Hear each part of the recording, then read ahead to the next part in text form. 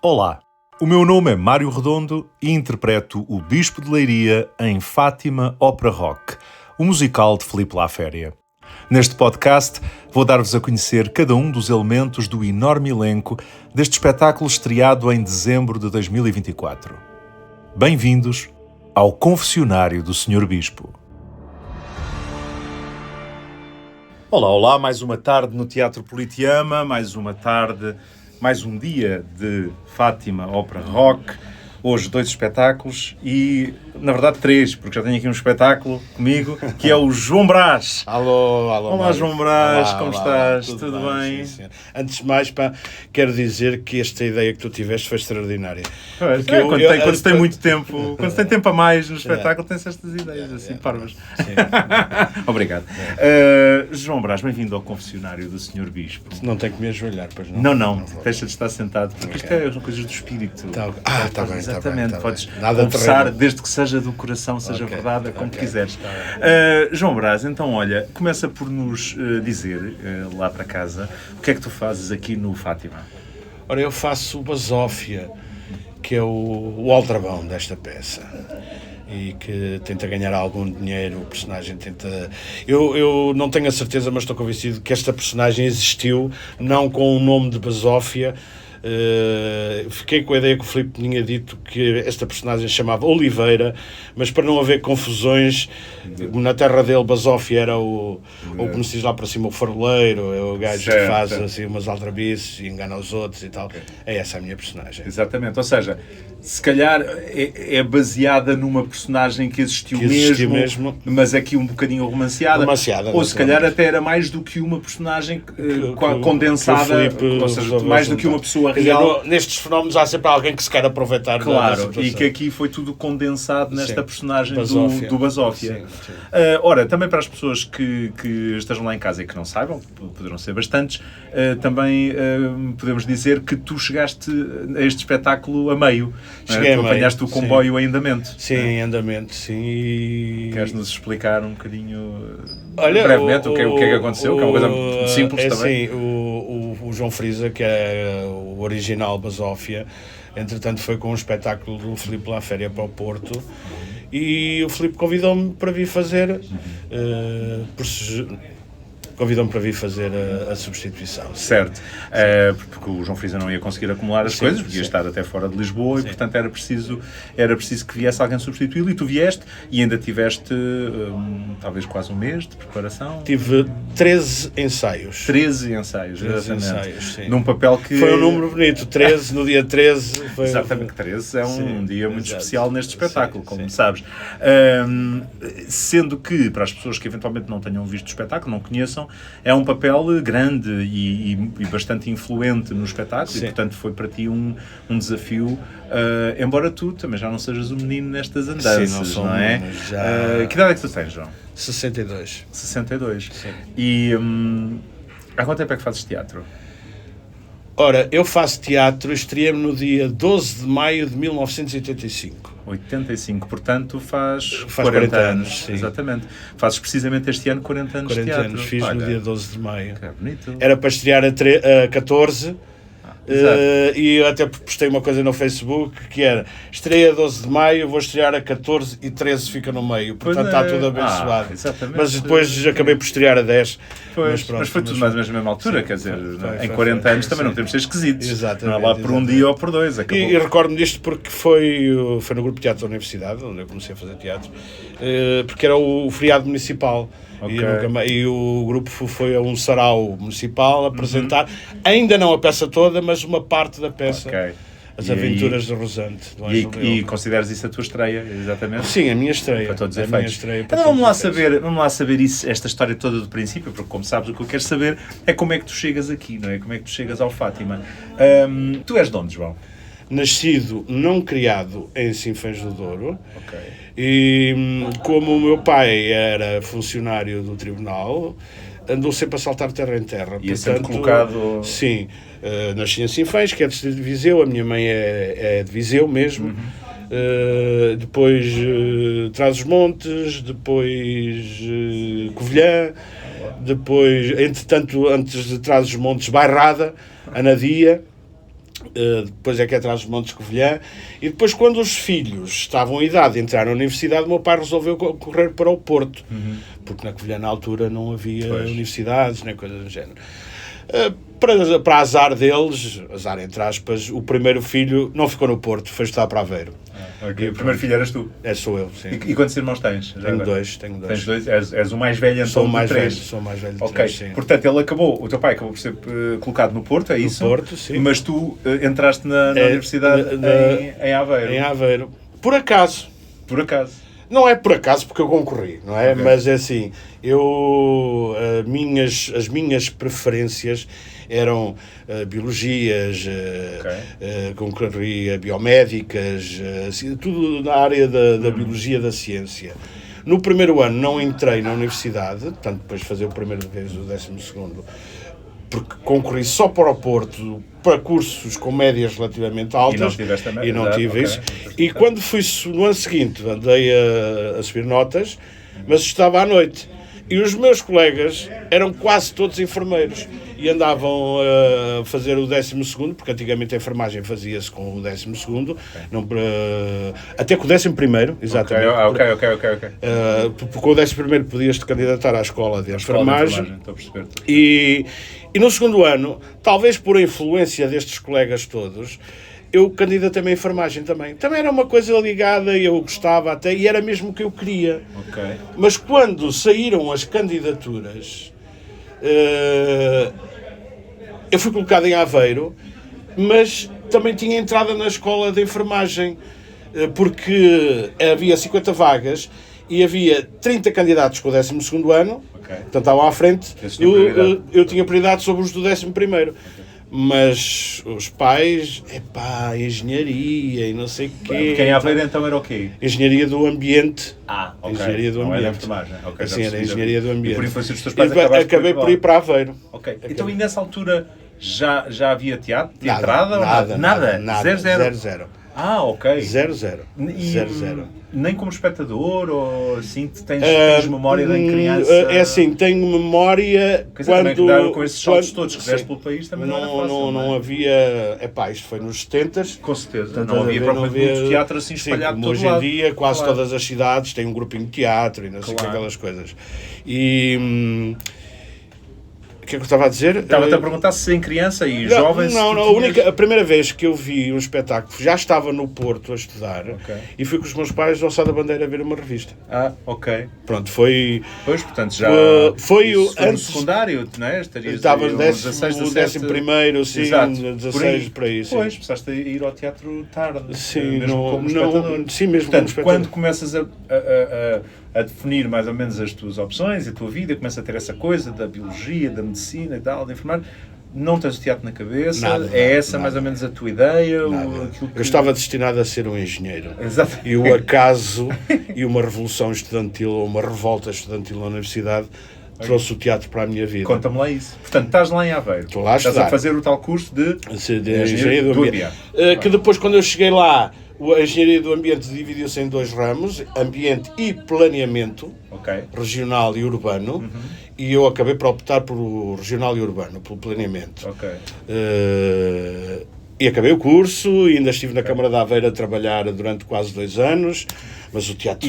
E isso tinha implicado, deixa-me só interromper, só para ir fazendo aqui o percurso, isso tinha implicado ires viver para Aveiro, portanto, separares-te, digamos assim, da tua família. E então, nessa altura, ias-me contar a história de como, por via de várias situações, aparece o teatro na tua vida. Como é que isso acontece? No início do... Portanto, eu fiz o primeiro ano, 82 a 83, e no início do ano letivo, 83 a 84, decidiram aumentar a cantina de 35 escudos para 70 escudos. É lá... O dobro. E os estudantes revoltaram-se e fecharam a cadeada da universidade. E tomaram conta da cantina, e durante quase 2 semanas a universidade esteve fechada a cadeado, e eram os estudantes que ocuparam a cantina, que iam ao mercado fazer compras, e conseguiam fazer refeições por 50 escudos. Ou seja, nós estávamos ali... se nós conseguimos por 50 escudos vocês a comprar as coisas... até por menos, porque têm outras possibilidades de comprar outros valores. E nesse processo revolucionário, conheci o Rui Sérgio, que era do Grupo de Teatro da Universidade, e eu disse, este ano vai haver um curso de iniciação, não queres vir fazer? Está bem, vamos lá fazer. E pronto, e foi aí que tudo começou. Fiz o curso de iniciação, apresentámos um exercício que durou o ano letivo. Começámos 20, acabámos 4. O pessoal vai caindo, mas o Rui Sérgio não dirigia o curso. Era ele que estava... Okay, porque o Sérgio não é muito mais velho que tu. O Rui Sérgio já tem quase 68 anos. E então, mas o que é que te aconteceu lá nesse curso de iniciação para ficares agarrado? Vá lá. Não foi no curso de iniciação. Foi a seguir. Fizeste esse curso? Tiveram uma apresentação no fim? Uma apresentaçãozinha, integrado no sarau, na Semana Académica. Muito bem. Estás a ver? Lá não era lá não se chama Semana Académica, é o enterro do ano que se chama. Tunas, e o grupo de teatro apresentou um sketchzinho de que era o resultado final do curso de iniciação. No ano seguinte, o Gretua fazia uma peça todos os anos.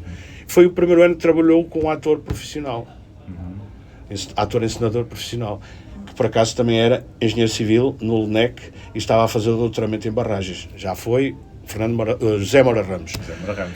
Foi o meu primeiro encenador. E foi ele que me disse, João Brás, vou dizer uma coisa, acho que não deves desistir de fazer teatro, mas não queres fazer só teatro, que isso não dá para viver. Dizia ele que, entretanto, também tinha essa outra valência. A engenharia civil estava na vida dele e ia dividindo as coisas. E pronto, e foi. Ano seguinte vem nova peça. Portanto, começaste a entusiasmar-te. Quer dizer, tu gostavas de fazer aquilo. Vá lá ver. Eu gostei muito de fazer. Gostei de fazer aquilo. Depois começaste a ter essas pessoas como o Zé Moura Ramos que te incentivavam e diziam, olha lá que tu não deixes de fazer. Okay. Tu tens aí qualquer coisa, não deixes de fazer. E depois, no ano seguinte, vem uma nova peça, encenada pelo Rui Sérgio, Zul Story. Do Edward Albee. Sim. E fui-me entusiasmando. Fui-me entusiasmando. E fazendo o curso, ao mesmo tempo. Fazendo o curso. Aliás, eu estava ali para ser engenheiro. Correto. Aquilo era um hobby. Os meus pais estavam a pagar para eu andar ali, não era para andares a fazer teatro universitário. Sim, o meu pai e a minha mãe, quando eram... A minha mãe no magistério primário, fez teatro, e o meu pai lá na terra dele também fez assim uns espetáculos enquanto novo. Mas pronto, entretanto estava na vida deles, funcionários públicos. Exatamente. E os teus irmãos? Os meus irmãos, a minha irmã ainda teve ali, que é a mais nova, ainda hoje em dia tem flauta transversal. O meu irmão não, o meu irmão é um contabilista, a formação dele de contabilidade, e hoje em dia tem um negócio próprio, mas foi ao longo de muitos anos, ninguém se tornou artista. Ninguém se tornou artista. Bem, então já faz o Story, a encenação do Rui Sérgio. E depois aos poucos vem, todos os anos vou fazendo, todos os anos me vou entusiasmando. Entretanto acaba o curso. Já és um veterano do teatro universitário, por essa altura, já fazes parte da mobília, estás lá todos os anos. Todos os anos vou fazendo e tal. E entretanto em 88 eu acabei o meu curso, era um curso de 5, acabei em 6, penso que é uma coisa normal. Em 88 fui trabalhar para a Câmara, com o curso já feito, para o gabinete que tinha sido criado na altura. Foi na altura que as câmaras eram obrigadas a ter planos diretores municipais. Exatamente, quando apresentou essa legislação. E eu fui para a Câmara de Aveiro, eu e mais 2 colegas. Tu eras formado precisamente nessa área. Nessa área, exatamente. E fomos trabalhar para a Câmara. E aí continuava ligado ao Grupo de Teatro da Universidade, sempre a fazer. Guardava as férias para as alturas de estreias, para não andar com aquela coisa... as férias depois da altura da estreia. Aquela semana, 2 semanas antes da estreia, e aí no Grupo de Teatro Universitário fazemos tudo. Claro. Somos carpinteiros, aliás, eu até tinha um nome artístico, que depois também mais tarde na Companhia de Teatro Aveiro, o nome artístico de técnico, que era o meu nome é João Manuel Lopes Braz, o meu nome artístico é João Braz, e então, quando nos programas aparecia, ficha técnica, técnicos, Manuel Lopes. Exatamente. Portanto, ator João Braz, técnico Manuel Lopes. Exatamente. Fazíamos tudo, desde pintar cenários, montar luz, tudo. Isso é o lado fantástico do teatro universitário, do teatro amador. Sim. É esse lado fantástico das pessoas meterem a mão um bocadinho em tudo e começarem a perceber tudo o que é a arte de montar e espetáculos em que estava a fazer som, ou estava a fazer luz, ou aquelas coisas. Operar. Não é a desenhar, nem nada disso. Operar. Essas coisas todas. E depois, em setembro de 88, para a Câmara Municipal de Aveiro. Depois, ali no final, entre 99 e 89 e 90, eu, mais um colega que estava comigo na Câmara, mais outros dois, surgiu a oportunidade de formarmos um gabinete, porque as câmaras iam abrir concursos públicos para os gabinetes concorrerem para a elaboração dos planos diretores, com um arquiteto que também trabalhava mais ou menos nessa área, mas que não tinha parceiros, era consultor das câmaras, e nós conhecemos-lo e assim, vamos formar um gabinete de planeamento e sair da Câmara para concorrer para formar este gabinete, porque assim, no gabinete... Maria entra sempre. Como aí eu tenho que apresentar trabalho, não tenho que entrar às 9 e sair às 5, e aquela coisa, portanto não há horários, tenho trabalho a apresentar, e eu pensei, o teatro aí já estava mesmo, apesar de ser na universidade e fazia só um por ano, mas... nessa altura já comecei-me a aventurar com outros parceiros, que ainda hoje em dia, o Zé Geraldo, que é um irmão, fazer assim pequenas coisas, brincadeiras. Já de produção tua, digamos assim. Produção nossa, sim. Coisas com música, coisas para miúdos, até para ganhar uns trocos também. Sim, claro. Coisas extra, além do teatro. Sim, e até tivemos um grupo que chamava os Proxenetas da Praia, que era eu, ele e o Zé Vaz, que também já foi num acidente brutal de moto. Portanto, e o teatro começou a ficar muito presente na minha vida. Cada vez mais importante, não é? Sim, cada vez mais na tua vida. Em 91, foi quando Portugal foi campeão de Júnior aqui em Lisboa. Eu acabei de ver a final. Chego a casa, não havia telemóveis, nem bips, talvez já houvesse. Talvez, estava no 91, não estou a dizer 99, não, é 91. 91. Chego a casa, tenho um recado da mãe do Zé Geraldo, que é casado com a Helena Faria, irmã da Mité, deves conhecer a Mité. Muito bem. E tem um recado, João Brás, faz favor de ligar à Helena Faria, está aqui o telefone e não sei o quê. Eu liguei à Helena Faria, Helena, o que é que se passa? O Zé Carretas está aqui a fazer um espetáculo sobre a Santa Joana, que foi era a irmã de Dom João II, e precisa de um ator. Tu queres vir fazer? E eu disse, vou. Cheguei ao Malta, assim, olha, Malta. E ela conhecia-te? Não, já conhecia. Já tinha visto coisas do grupo? A Helena Faria já me conhecia há muito tempo. Certo, sendo companheira do Zé Geraldo, eu já conhecia o Zé Geraldo já desde 85. Coisas. Desde 85 eu conhecia o Zé Geraldo e a Helena. De ti, não é? E lembrou-se de mim. Percebo. E eu... O Carretas é que não te conhecia? O Carretas é que não me conhecia. Ela é que tinha de sugerir. E então... agarrei na mala com o trabalho que eu estava a fazer e disse, olha, eu vou fazer agora aqui um espetáculo de Lisboa, mas eu vou fazendo o trabalho e vou-vos mandando o que está feito. Ao fim de 3 semanas de estar em Lisboa, eu tinha horas físicas para trabalhar. Não tinhas era espaço mental. Não, exatamente. Já não tinha espaço mental. O espetáculo em Lisboa era onde? Já agora? Acabou por estrear em Aveiro, no Santa Joana, no Convento de Santa Joana. Ok. Mas era para estrear na Comuna.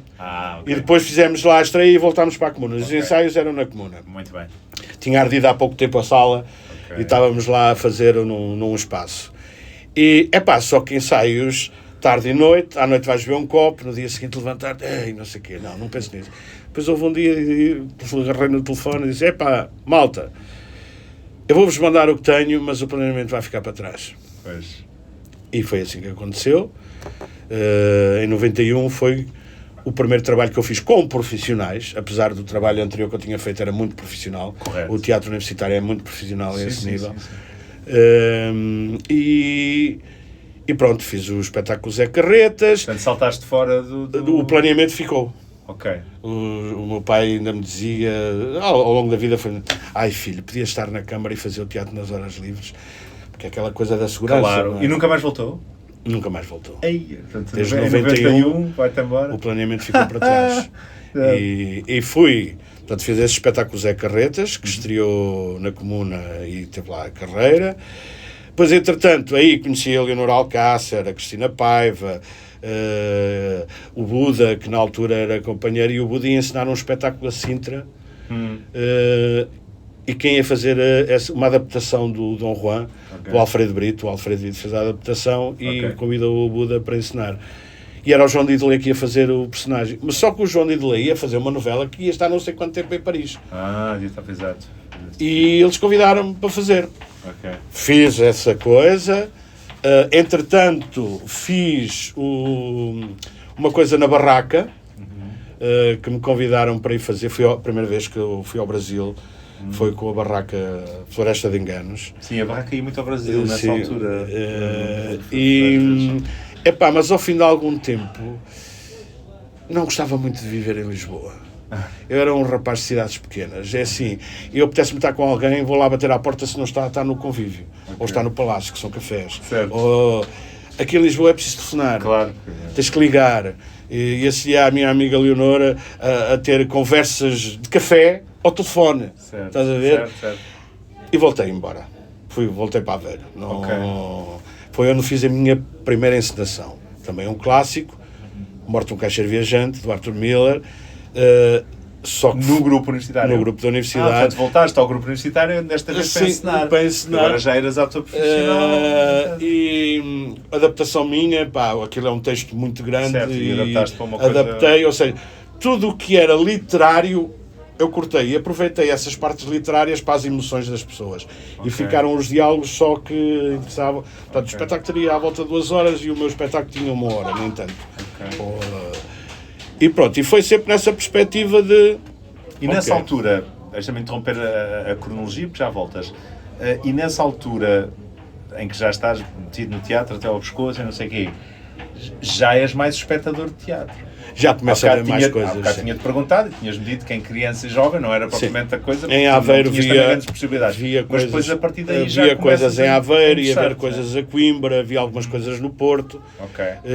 Já começas a interessar-te e a ir à procura. A partir de certa altura tornei-me um péssimo espectador de teatro. Porque ou o espetáculo me enterra na cadeira e me deixa completamente se isso não acontece, começo a ver como é que as coisas são feitas, onde é que estão as luzes, como é que é o som. Claro, isso é o nosso defeito enquanto profissionais também da área, não é? Sim. Temos um bocadinho essa tendência de nunca somos, ou raramente somos espectadores puros, não é? Temos sempre um olhar diferente. Muito bem, mas então vamos voltar lá para onde tu estavas, não é? Que era o teu regresso a Aveiro. Foste para lá, voltaste para lá viver. Porque eram viver. Para fugires um bocadinho àquela coisa de Lisboa e tu fizeste esse trabalho, ensinaste então E fiz espetáculos na perspectiva de ganhar dinheiro. Com este amigo Zé Geraldo, com o Zé Vaz. Já começámos para festas de Natal. Ganhar dinheiro, já não eras do planeamento. Exatamente, tinha que ganhar dinheiro de alguma maneira. Tinhas que ganhar a vida, com certeza. Entretanto, continuei a ter projetos paralelos, café-teatro, espetáculos e entretanto os teus pais conformaram-se. Sim, conformaram-se, sim. Sempre, o meu pai sempre a dizer que podia estar na Câmara com um bom ordenado. Precisava estar aqui com ansiedade. Exato. Mas na altura não ficava com grande ansiedade, não tenho dinheiro, mas isto está a aparecer. Sim. Hoje em dia já não... está tudo fechado, e agora o que é que eu vou fazer e o que é que eu vou fazer, não é? Não, até porque aos poucos e poucos começas-te a aproximar também de uma altura que é a altura que vai haver dinheiro em Portugal, basicamente. Foi precisamente, estava eu na Escola da Noite, Santana Lopes, secretário de Estado da Cultura, e decidiu teatro geograficamente distribuído, ou seja, cada capital distrito ter uma companhia de teatro. A Câmara de Aveiro, eu e o Rui Sérgio, o Zé Geraldo, mais o Vítor Correia, que era técnico de luzes, e o Fragateiro, que também fazia parte disso. Apresentámos-se a Câmara, apoiavam a ideia de uma companhia de teatro em Aveiro e não sei e tal. E foi para a frente. E tivemos apoio do Ministério da Cultura. Em 95 surgiu a Companhia de Teatro. Já existia uma coisa que era Efêmero Produções, e depois criou-se a Companhia de Teatro de Aveiro. E pronto, em 95 fui um dos fundadores da Companhia de Teatro de Aveiro e fui ficando lá até a desilusão com as pessoas me fazerem sair de lá. Eu na altura que estive a primeira vez em Lisboa, tinha conhecido o Zé Raposo, ele era amigo do Buda, eu já tinha trabalhado com o Buda. Ele, sempre que eu ia a Lisboa, estava tens que vir fazer uma revista, tens que vir fazer uma revista. Em 2000, quando eu tinha-me chateado com Aveiro, passei pela Escola da Noite e ainda fiz lá um espetáculo, Já que eu sou amo, no Kundera. E entretanto o espetáculo acabou. Entretanto estava em Coimbra a fazer o Já que eu sou amo, estava lá um angolano. Isto foi 90.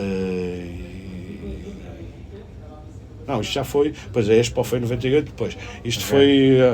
Estava lá um angolano também a trabalhar, que veio para a Expo 98 e foi ficando. E estava ilegal. Estava ilegal em Portugal. E a Escola da Noite decidiu legalizar a estadia dele cá em Portugal. E um dia estávamos os dois lá em minha casa, olha, conversa isso aqui, ele dizia, não quero ficar em Portugal, eu quero ir para Angola, tenho saudades da minha mãe, tenho saudades da minha terra, e eu vim para ele e disse, vou contigo. E ao fim de 22 dias estávamos a embarcar para Angola. Mas isso aí, porque já te tinhas decidido afastar de Aveiro. De Aveiro, já me tinha decidido afastar de Aveiro. E tu queres esmiuçar isso um bocadinho? Aveiro. Essa coisa de porque é que te desiludiste com as pessoas? É que foi uma desilusão que depois ao longo da vida foi, as pessoas quando não há nada, somos todos. Certo. Quando começa a haver condições, há um que quer ser chefe. E boicota o trabalho para ser chefe. Ou não há dinheiro, é tudo nosso. De repente há dinheiro, não, eu é que mando. Foi este tipo de a gota d'água foi abandonar o espetáculo antes da estreia, no dia anterior à estreia. O gajo das luzes, que era um dos fundadores, e disse, tem esta luz geral, se quiser façam, se quiser não façam. Eu depois acabei por fazer o espetáculo, mas acabou a carreira de espetáculo, estava comprometido e disse, tchau, vou-me embora porque eu ando no teatro para me divertir. E a coisa já não era agradável. Já não era. Já não havia bom ambiente. Já não havia bom ambiente.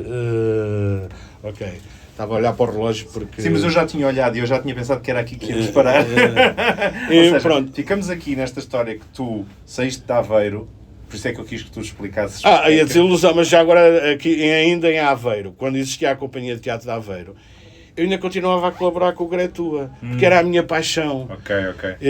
Ou seja, eu até costumava dizer, eu estou casado com a companhia e continuo a namorar com o Gretua. E chegou uma altura... Ias lá de vez em quando dirigir qualquer coisa, ou entrar num espetáculo, ajudar, e não sei o quê. Na altura até estava a dirigir um espetáculo, sem ganhar dinheiro nenhum. Sim, claro. Fui lá propor, eles tinham a programação deles, e eu fui lá propor um texto do Bukowski, o Dá-me o Teu Amor.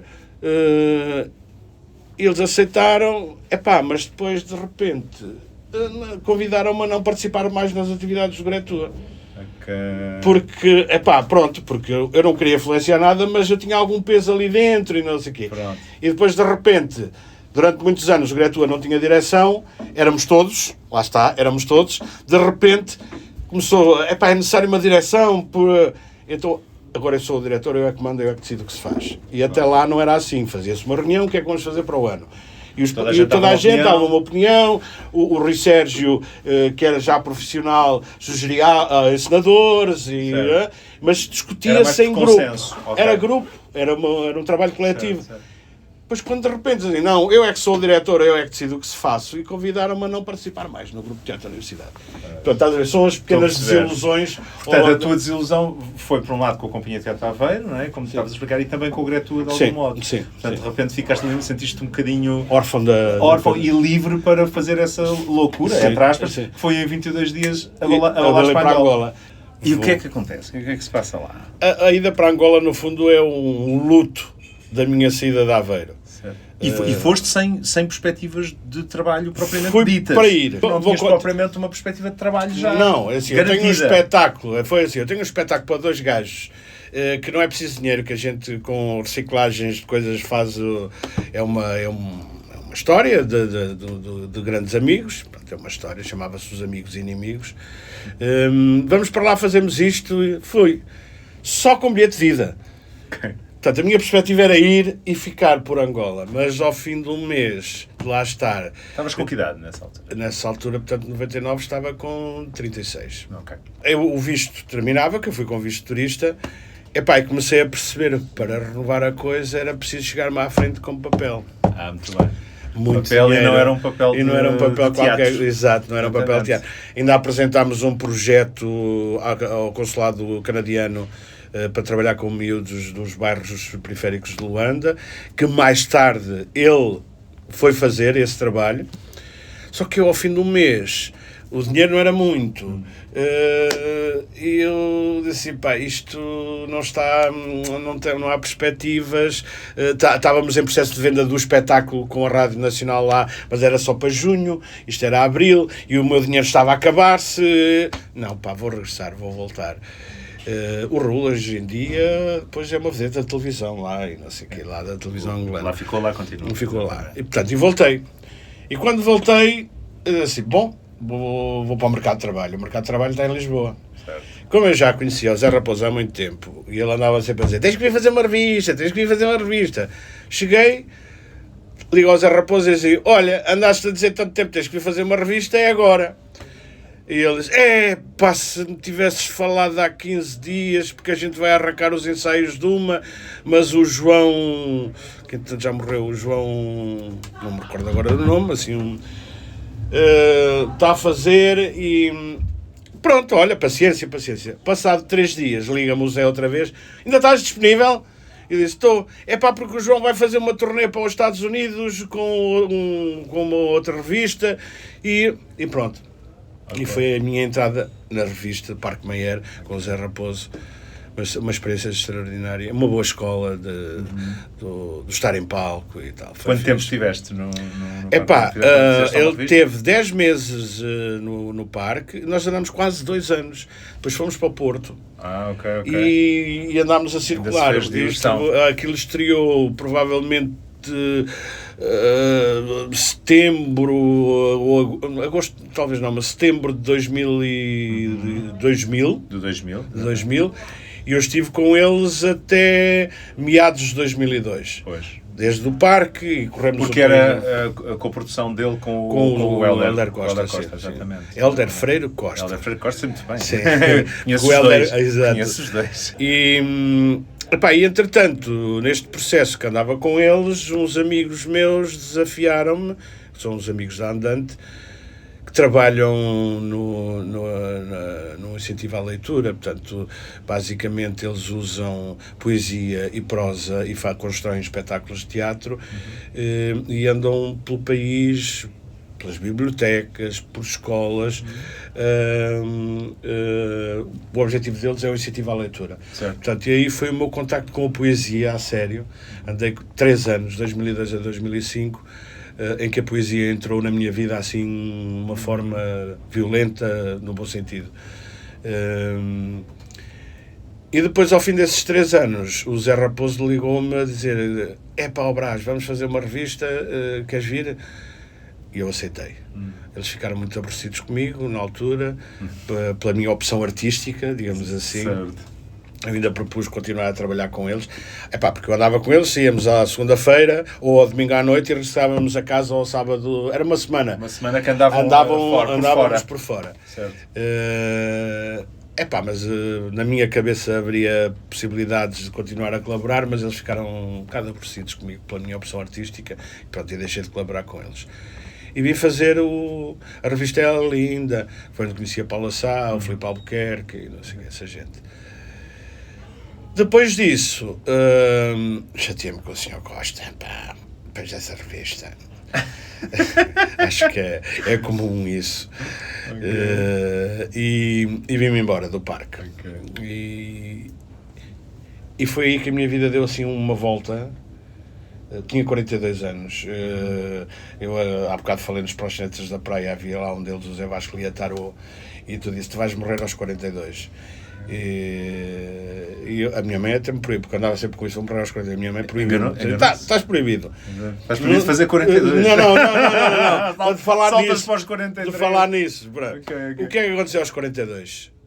Epá, casei-me profundamente apaixonado. E até aí o teatro era com quem eu estava casado. Era a minha vida. Okay. E muita gente me disse, vais-te casar, mas tu não és rapaz para isso. A tua vida é o teatro, como é que te vais casar? E aos 42 casei e passei a repartir o meu foco, digamos assim, por duas coisas. E aí tive um período menos fulgurante a nível do teatro. Entretanto, conheci a Filomena Oliveira e o Miguel Real, que iam fazer, eu fiz com eles um espetáculo do Padre Vieira ali nas Ruínas do Carmo, uma produção do Nacional. E eles iam fazer, aliás, já estavam a fazer o Memorial de Convento no próprio do convento. E tive de 2008 a 2018 a fazer o Memorial do Convento. Que foi muito fixe. Depois ia fazendo umas coisas de televisão, mas em termos de teatro fiz umas coisas na Regaleira, fiz umas coisas com a Musgo Amarelo, também muito violento psicologicamente e fisicamente, que é uma área que eu gosto de trabalhar muito. É a construção de personagens. Gosto muito de fazer espetáculos políticos, não no sentido partidário da coisa, mas sociopolíticos. Aliás, o último que fiz antes de vir para aqui foi um texto de Dostoiévski, encenado por Carlos Curto, o Subterrâneo, ou seja, Notas do Subterrâneo. Ele fez uma adaptação. Para mim foi um personagem que me deu assim, está mal com a vida, o homem é estúpido, a sociedade anda a aniquilar-se, profundamente político. Ou seja, gostas desses espetáculos que pensam e fazem pensar, digamos assim, exato, não é? Exato. Esse sentido político um bocadinho mais lato, em que se reflete sobre a nossa vida sociedade e a nossa sociedade e sobre o homem. E gostas dessas personagens que dão trabalho, não é? Sim, digamos assim. Exatamente. Complexas E depois, onde eu me divirto muito, é nas comédias. Certo. Aliás, o primeiro espetáculo que eu fiz, o Horizonte, era uma comédia, e digamos que é uma praia onde eu surfo tranquilamente e gosto muito. E brinco muito. Brinco no sentido do play, em inglês, jouer, em francês, que é brincar. O jogo, não é? E pronto, as comédias é uma coisa que eu me divirto a fazer. Aqui esta é mais rigorosa, estás a ver? E faz todo o sentido. Porque, para mim, o teatro é o coletivo. É evidente que o coletivo é feito de indivíduos, mas quanto melhores forem os indivíduos, mais o coletivo, e este espetáculo é um bom exemplo disso, o coletivo, que eles chamam o ensemble, tem uma força, é quase um personagem, porque é o coletivo a funcionar. E se no meio deste coletivo existirem dois ou três que querem, só estão a fazer para si, que estão a fazer para o seu ego, a coisa estraga. E eu comecei no coletivo, no Grupo Teatro da Universidade, que é o coletivo que interessa. É o coletivo no seu máximo. E ao longo da minha vida sempre foi o coletivo o mais importante, mais do que as individualidades. É o coletivo, é isso, sim. Sim. Muito e depois, bem. Portanto, de 2008 a 2018 estive a fazer o Memorial de Convento. Fui fazendo muitas coisas sozinho. Inventei um espetáculo que se chamava Vinho Vadio, primeiro com guitarra e viola portuguesas, cantavam um fadinho. Olha, até foi o Carlos Alberto Muniz que fez o fado para esse espetáculo. E deu-me, porque tinha que dar, porque senão tinha que pagar direitos de autor e não sei o quê. Então, textos selecionados, poesia, basicamente poesia. Depois fiz uma versão sozinho, comigo à viola, ou seja, era um espetáculo que eu ia ali para cantar um fado, mas depois ia bebendo. Portanto, o tema era o vinho, portanto, vinho vadio. Certo. Isso é, a propósito de fazer aqui uma pergunta que é, quando chegas aqui ao Fátima, tu aqui tens que cantar, e até agora falaste-me de teatro, mas tu cantas também, qualquer coisa, vamos lá ver. Também cantas. Sim. Como é que isso aparece na tua vida? Já percebi que, entretanto, ias fazendo umas coisas onde também tinhas que cantar. Sim. Por exemplo, o primeiro espetáculo que eu fiz, que ganhei dinheiro, ainda não era profissional, que era este espetáculo Os Amigos e Inimigos, eram canções originais que eu e o Zé Geraldo éramos só dois, eram dois amigos que a vida separou-os e depois tornaram-se grandes inimigos e vêm a descobrir que afinal são os grandes amigos do passado. E havia umas canções, mas sem grande rigor técnico de cantar, estás a ver? Mas é giro que, ao mesmo tempo, sem teres isso naturalmente em ti, mas é giro que nesses espetáculos que ainda por cima são criações tuas, ou vossas que eram, tiveste sempre um bocadinho de tendência a incluir o lado musical. Sim. Isso é engraçado. Sim. E depois mais tarde, com a poesia, aliás, etc. Achaste sempre que caía bem que houvesse música. Mesmo nesse período de 3 anos que eu estive a trabalhar com a Andante, havia espetáculos em que cantávamos, havia músicas originais em que cantávamos. Certo. Aliás, a minha mãe ficou muito contente com este espetáculo do Fátima, porque eu não tenho grande memória disto, mas ela diz que eu em pequenito cantava aquilo que eu vi no rádio e não sei o quê e tal, cantava o sobe, o balão sobe, aquelas coisas assim. E ela várias vezes me diz, filho, mas tu não cantas porquê? Tu até cantas, tens uma boa voz. E eu dizia, mãe, a minha voz usou no teatro, pronto, e não sei o quê. Mas é engraçado que é bem possível que isso tivesse acontecido, porque o que é facto é que isso foi aparecendo, pelo que eu ouço, pelo que estou a ouvir, isso foi aparecendo na tua vida e muitas vezes por tua vontade. Ou seja, não era só que contratavam-te para um espetáculo e tinhas que cantar, ou como na revista, não? Na revista tem que se cantar também. Mas as tuas próprias criações, tu também acabavas por dizer, isto ficava bem aqui, era uma guitarra, eu vou cantar uma coisinha. Eram criações tuas. Cantava ao Senhor Vinho, cantava uma série de coisas. Portanto, era uma decisão artística tua. Sim. E tu lá ias buscar uma musiquinha. Portanto, é natural, se calhar já não te lembras, mas é natural que de facto se calhar estava lá escondido, mas depois aos poucos veio. Aliás, tu nunca trabalhaste de uma forma formal, nunca tiveste aulas de canto, nada disso, mas que foi estando presente ao longo da tua vida. Aliás, antes os Proxenetas da Praia, que era um grupo de café-teatro, nós cantávamos. Certo. Como qualquer bom café-teatro tem que se cantar lá. Eram 2 acordeões, eu era o menino dos ferrinhos, digamos assim, e das palermices e não sei o quê. Depois o Zé Geraldo e o Zé Vaz tocavam acordeão e eram músicas originais. Tive um grupo de música que era Um Zerego, também uma coisa inventada pelo Zé Geraldo. Um Zerego é o nosso ego em alemão. Também era uma coisa fora, não era musicalmente, não era daquelas músicas orelhudas, ao contrário dos Proxenetas, que era uma coisa que entra facilmente. É para animar a brincadeira. Portanto, sim, de facto, a música sempre esteve presente nos espetáculos, mesmo em Aveiro, os espetáculos infantis. Em Aveiro havia sempre uma produção infantil e havia 1 ou 2 produções para o público em geral. E nas canções infantis, todas elas tinham canções. Como é normal também, como é típico. Sim. Exatamente. Originais e tal. E sempre cantei. Mas o esquema do musical foi uma coisa que nunca me passou pela cabeça. Certo. E como é que reagiste a isso? Quando foste convidado, já estávamos a chegar mais ou menos a essa época, portanto podemos saltar para aí. Quando foste de repente convidado para vir fazer este espetáculo, ainda por cima uma substituição, como é que, para já, dentro da mesma pergunta, como é que o Filipe te conhecia? Para se lembrar de ti. Eu já tinha feito uma audição aqui. Ok. Para o Vasco Santana. Muito bem. Ele tinha havido essa audição? Já tinha havido essa audição. Não eras ele já me tinha visto na revista. Certo. Portanto, eu vinha aqui ver várias coisas, não é? Apesar de não ser um grande fã do musical, mas vim a ver.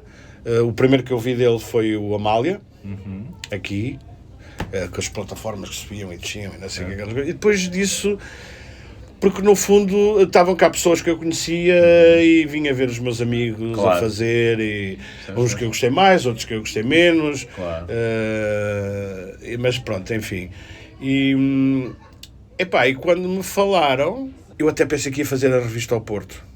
Pois, porque na altura já se estava a preparar. Já se estava a preparar. É justamente por isso é que por tu isso cá é que estás. gastou, porque exatamente. o ator que estava, o João Frisa, foi fazer a revista do Porto e porque foi quem me mandou uma primeira mensagem sobre isto até foi o Ricardo Raposo. Disse, olha lá, o Filipe vai precisar de um ator. Sim. Eu não sei se é para fazer uma revista que vai para o Porto, se é para substituir alguém aqui no Fátima. Certo. Posso dar o teu contacto.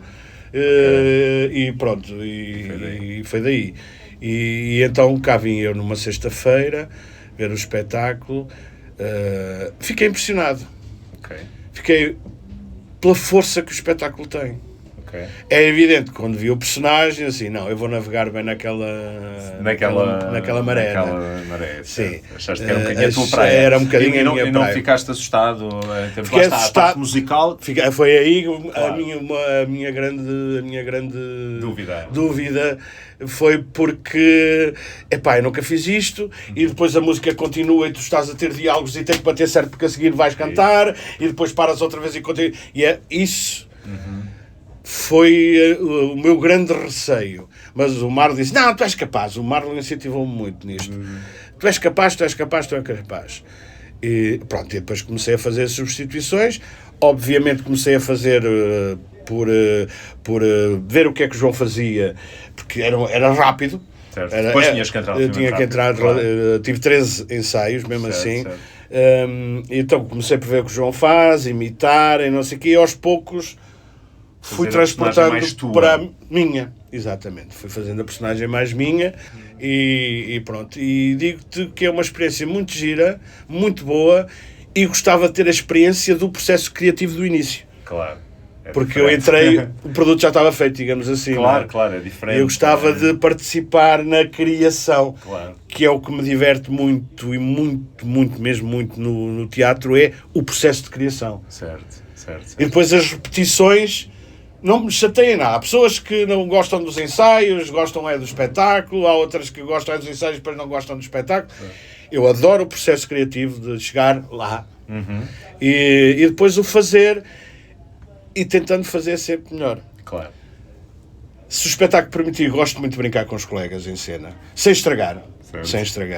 Gosto de brincar, meter-me com eles, dar uma nuance ligeiramente diferente. Apetece-me também fazer aqui um comentário e ver se concordas comigo. Não achas fantástico?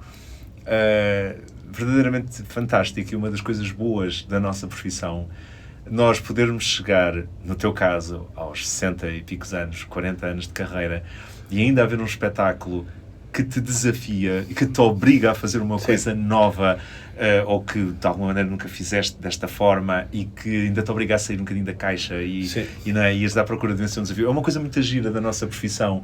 Porque eu procuro sempre isso. Porque nas outras profissões há um bocado aquela coisa de que vais fazendo cada vez mais aquilo em que te destacas, ou aquilo em que és muito bom, e estás cada vez metido numa caixinha cada vez mais pequena. E raramente as pessoas começam, agora vou fazer uma coisa diferente. As pessoas não fazem isso com 40 anos de uma determinada profissão ou com 60 anos de idade. E na nossa profissão, apesar de tudo, ainda temos essa possibilidade, que eu acho maravilhoso. Não achas maravilhoso? Eu acho maravilhoso e, aliás, acho que é o grande desafio. E é isso que me tem...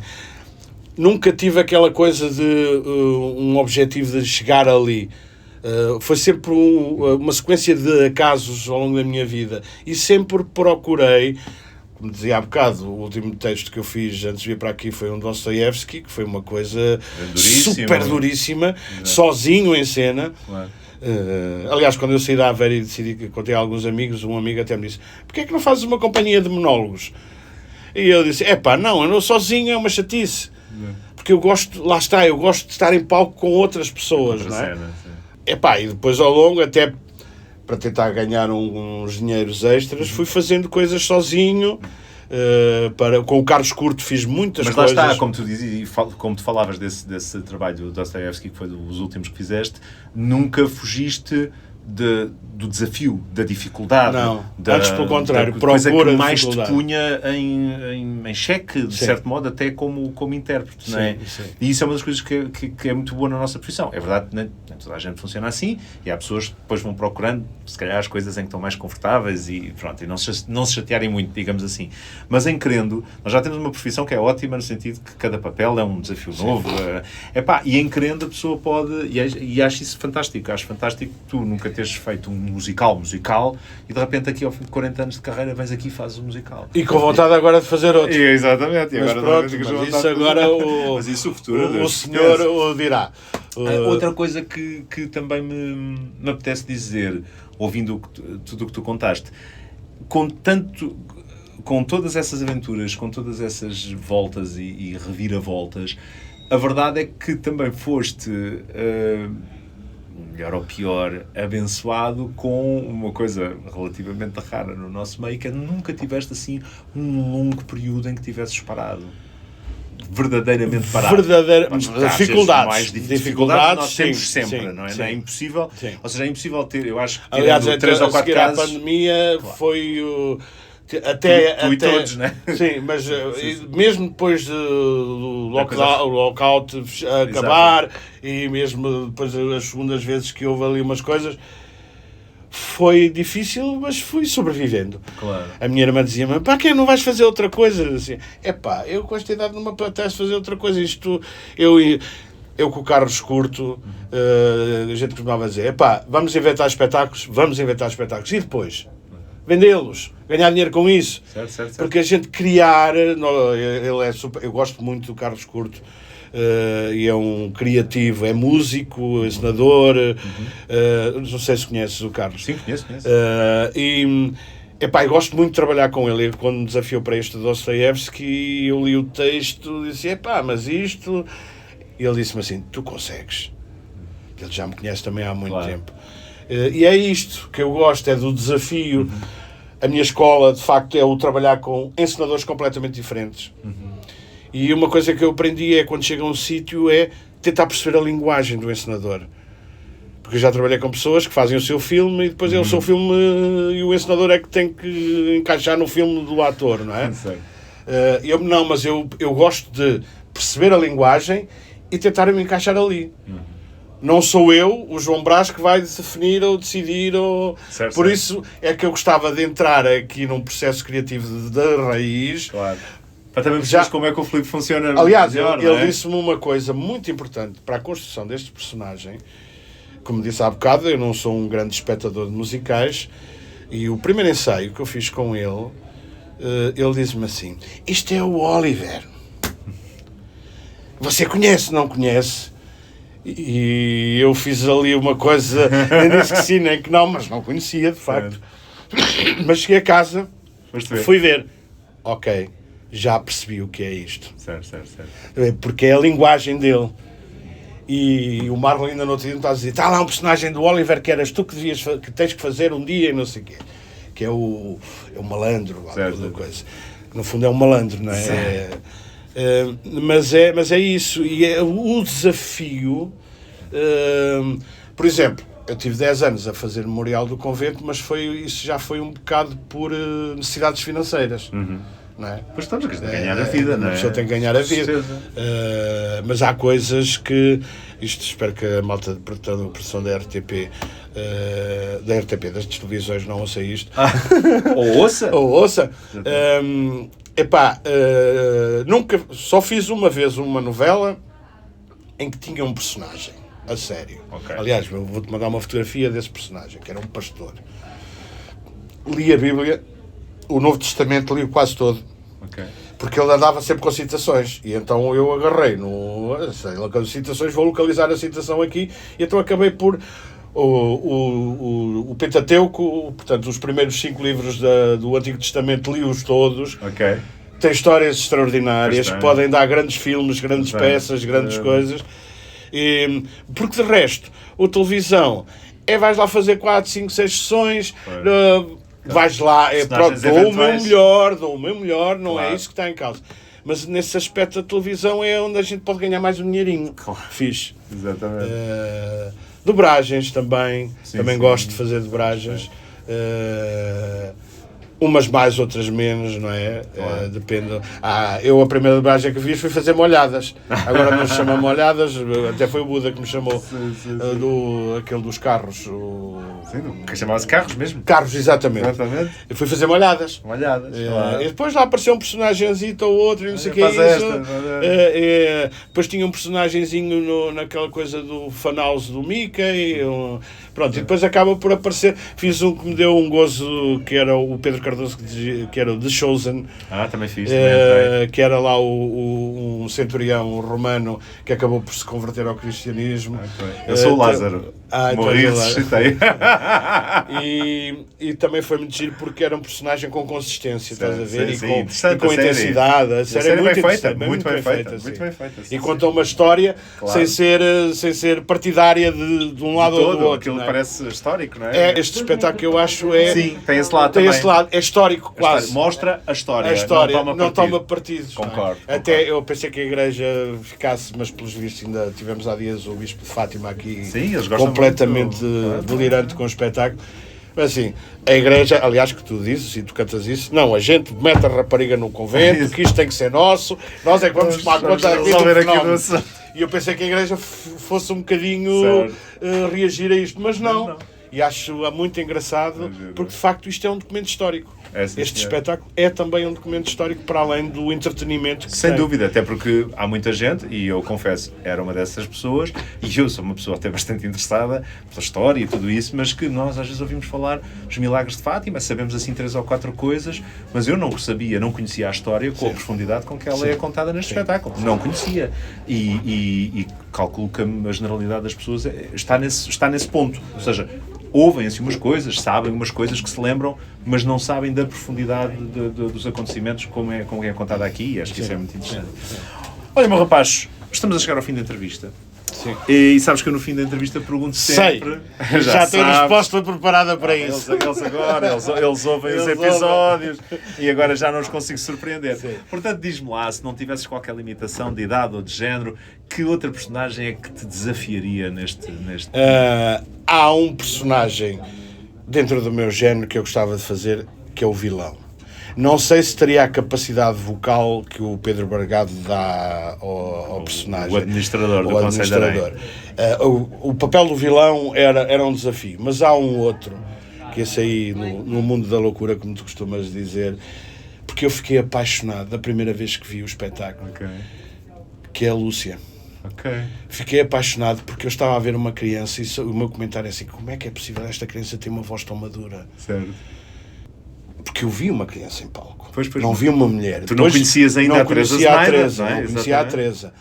E até comentei, esta miúda, tem uma voz tão madura. E eu não é miúda nenhuma, ela tem 25 anos. Depois vi eu ensaiava, vi o espetáculo e vi sempre uma criança, e é esse desafio, estás a ver? Da criança. Eu acho que mesmo com 60 anos é aquele desafio de eu tenho 60 anos, mas com uma maquilhagem, não sei o quê, quero ser uma criança em palco. Como é que eu faria? Como é que eu faria uma criança? É esse o desafio. É esse o desafio. Em termos mais coisas, o vilão era uma coisa que eu gostava de fazer, mas eu fiquei profundamente apaixonado. Não apaixonado no sentido de amor pela Teresa, porque eu via... Ficaste fascinado pelo trabalho e pelo papel. Pelo papel dela.